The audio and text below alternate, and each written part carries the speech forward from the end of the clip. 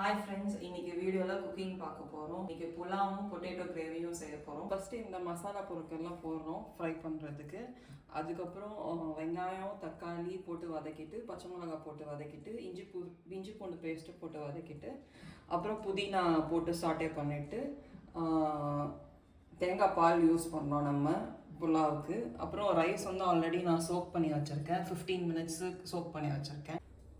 So இப்போ stove on பண்ணியாச்சு. இப்போ வந்து ஆயில் போடணும்.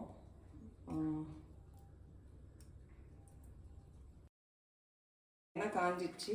இப்போ வந்து இந்த ஸ்பைசஸ்லாம் எல்லாமே ஆட் பண்ணிக்கலாம். அதெல்லாம் ஆட் பண்ணதுக்கப்புறம் இப்போ வெங்காயம் போடுறோம். அப்புறம் இஞ்சி பூண்டு பேஸ்ட் ஆட் பண்ணோம்.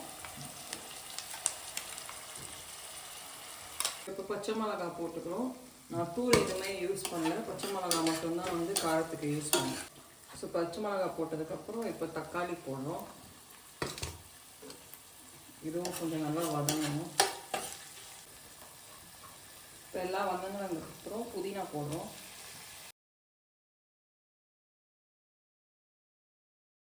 இப்போ வதங்கினதுக்கப்புறம் தேங்காய் பால் யூஸ் பண்ணுறோம் தண்ணிக்கு பதிலாக.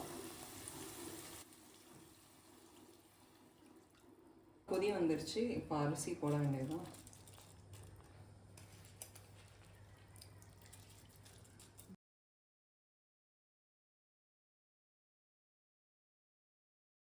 இப்போ அரிசி போட்டதுக்கப்புறம் 2 விசில் வைக்கணும்.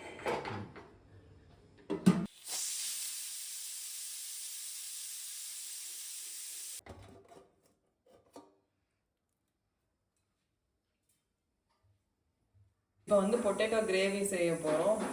இப்போ வந்து கடாய் வச்சாச்சு.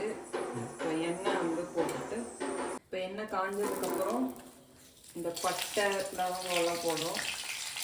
சோம்பு கொஞ்சம் ஆட் பண்ணுறோம்.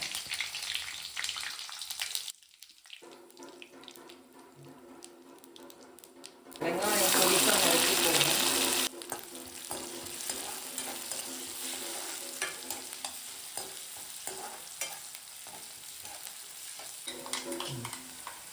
வெங்காயம் வதங்கினதுக்கப்புறம் இஞ்சி பூண்டு பேஸ்ட் ஆட் பண்ணுவோம்.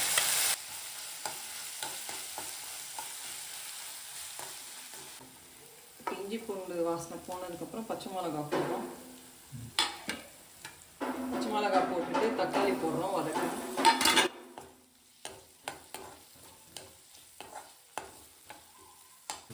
இப்போ கொஞ்சம் நல்லா வதங்கிருச்சு. இப்போ வந்து உருளைக்கிழங்கு ஆட் பண்ணுறோம். உருளைக்கிழங்கு வந்து இப்போ நல்லா மிக்ஸ் பண்ணிக்கணும். கொஞ்சம் மஞ்சத்தூள்,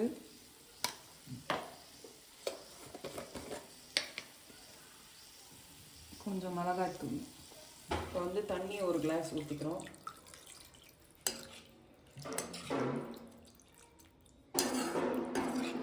இப்போ வந்து தேங்காய் பால் யூஸ் பண்ணுறோம்.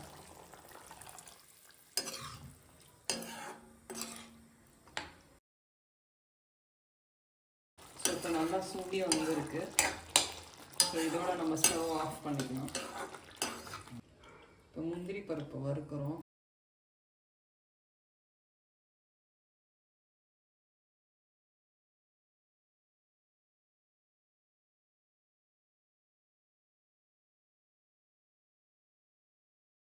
உங்களுக்கு இந்த வீடியோ பிடிச்சிருந்தா லைக் பண்ணுங்கள், ஷேர் பண்ணுங்கள், சப்ஸ்கிரைப் பண்ணுங்கள்.